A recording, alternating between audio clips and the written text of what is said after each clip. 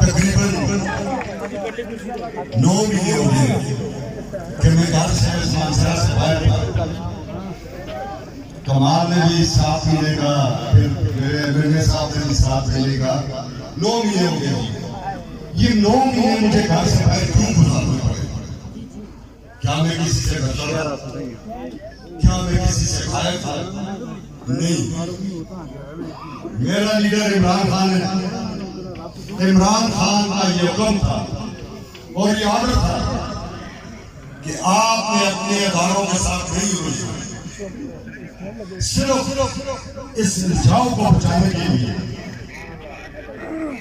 कि ताकि कोई ऐसा मौका ना आ जाए हम और ये आमने सामने आ जाए। हमने कानून हमारे ऊपर पर्चे हुए, 3MPO लगाए गए, सब कुछ लगाया कि हम कोर्ट से गए। हमने कोर्ट से रिलीफ ली। मैं कई दफा अपने DC मानसरा, अपने DPO मानसरा, DIG हजारा और IGKP को ये पैगाम दे चुका हूं कि पाकिस्तान तहरीक इंसाफ इस मुल्क के अंदर इमरान खान की सरबराही में कानून की हुक्मरानी के लिए जदोजहद करती रही है। इस मुल्क की आवाम की भी ये ख्वाहिश है कि इस मुल्क में कानून की हुक्मरानी हो, हर आदमी कानून की नजर में बराबर हो। कोई सरकारी अफसर, कोई सरकारी अदारा कानून से बढ़ जाके कोई वारदात न करे, कोई कार्रवाई न करे। इस मुल्क ने और इस मुल्क के लोगों ने बड़ा भुगतान किया है, जानी नुकसान किए, जाने कुर्बान किए। हमारे फौजियों ने, हमारे पुलिस वालों ने, हमारे सिविलियंस ने बेतहाशा तादाद में शहादतें किए। हम ये चाहते थे, लेकिन मैं आपको जरा पीछे ले जाता हूँ। मैं पिछले इलेक्शन में भी आपसे बातें करता था कि इस पाकिस्तान के बारे में मगरब क्या कहता था। मगरब के लोग कहते थे ये पाकिस्तानी पैसे के लिए अपनी मां भी बहते थे। इस लेवल पे ये बातें होती थी पूरी दुनिया में। पाकिस्तान के ऊपर रोज ड्रोन अटैक होते थे और रोज हमारे लोगों की शहादतें होती थी, रोज बॉर्डर इन्फिल्ट्रेशन होती थी। फिर आप देखते हैं कि जनाब इमरान खान को आप लोगों ने हुकूमत दी, उसके नाम पे उसके कैंडिडेटों को आपने वोट दिया। तो ये 4 साल कैसे गुजरे? इस 4 साल में कोई ड्रोन अटैक नहीं हुआ जो इमरान खान की हुकूमत थी। इस 4 साल के अंदर अफगानिस्तान के साथ हमने ये तय किया हुआ था कि हम अपने मुसलमान भाइयों का खून नहीं बचेंगे।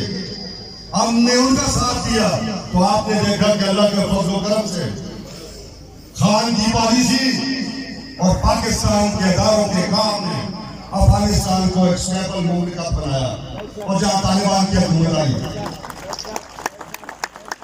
फिर आप देखते हैं कि खान अक़वाम मुत्तहिदा में जाता है और फिर बात शुरू करते हैं इय्याक नअबुदु व इय्याक नस्तईन। और फिर उस अक़वाम मुत्तहिदा की असम्बली में खड़ा होकर वो दुनिया को बताता है कि मुसलमान जनाब नबी पाक हज़रत मोहम्मद सल्लल्लाहु अलैहि वसल्लम से आखिरी हद पे मोहब्बत करते हैं।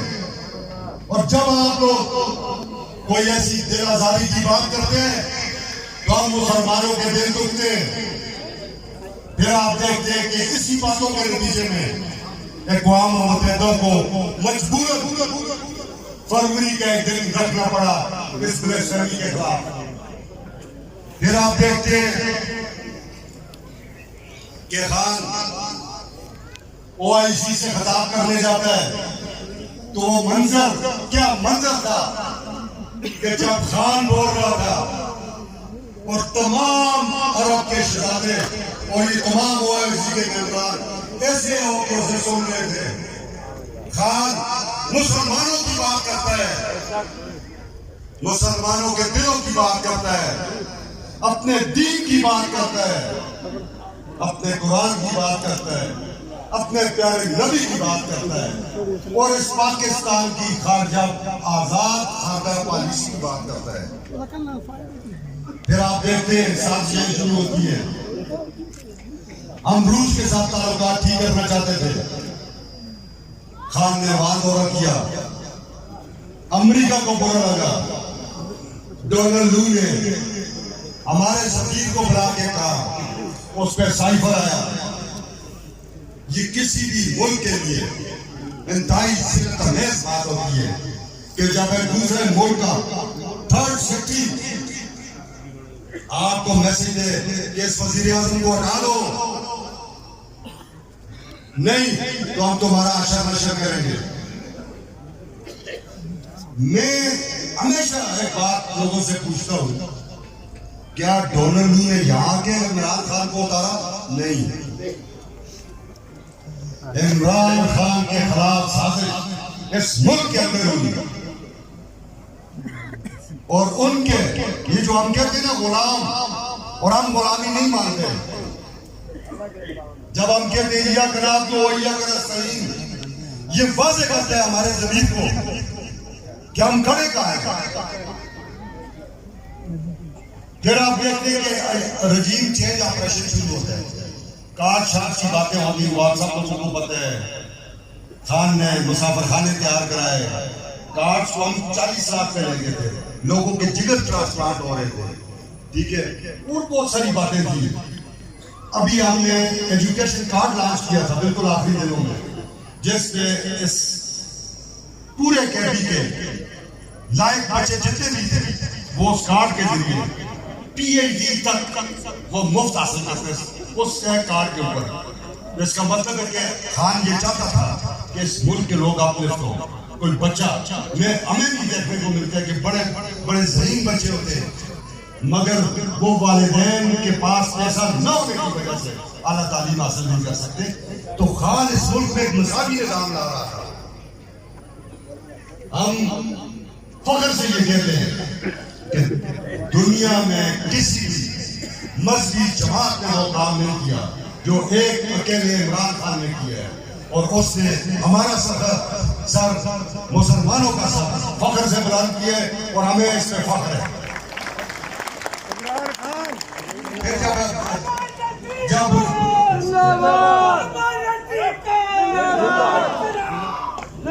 आप देखते रजीम चेंज ऑपरेशन शुरू होता है, इससे पहले जब वज़ीर आज़म जाते थे तो 200 ट्रकों के काफिले उनके साथ चलते थे सामान के। एक गाड़ी में वो शख्स एक गाड़ी उठा के निकला, इस मुल्क के अंदर ये आलम हो गया कि उसके नाम लेने पे पाबंदी लगा दी गई, उसकी पार्टी का नाम लेने पे पाबंदी लगा दी गई। ये मीडिया के मेरे भाई खड़े हैं, मीडिया को कैद कर दिया गया कि कोई मीडिया पे इमरान खान का नाम नहीं ले सकता। आज आप देखते हैं कि मीडिया में कोई एंकर भी नाम लेने के लिए तैयार नहीं होता, मगर आम लोगों ने और पाकिस्तान तहरीक इंसाफ के कारकुनों ने सोशल मीडिया के जरिए वो कमी पूरी कर ली और खान की हर बार फिर इन्होंने हमले किए, फिर फसाइयत हुई, हमारे लोगों को पकड़ा, खान को पकड़ के जेल में डाल दिया। इनका ख्याल था, कभी कहते थे कि ये नशा करता है, ये नाज़ुक आदमी है। खान ने साबित किया ना वो नाज़ुक है। और भाई जो आदमी 10 किलो के वजन अपने पैरों के साथ बांध के 20-20 किलोमीटर रनिंग करता हूँ, वो किस तरह कोई तस्वर कर सकता है। आज अल्लाह के फजल से 70 साल में भी ये ऊपर के लोग गुरील मालिक साहब या तहरीक इंसाफ के लोग शोग्राम में हमको याद होगा कि खान ने कहा आओ मंजूर में कौन चलेगा, तो 4 किलोमीटर के बाद वो बंदा ही नहीं था, एक अकेला किया 10 किलोमीटर वो।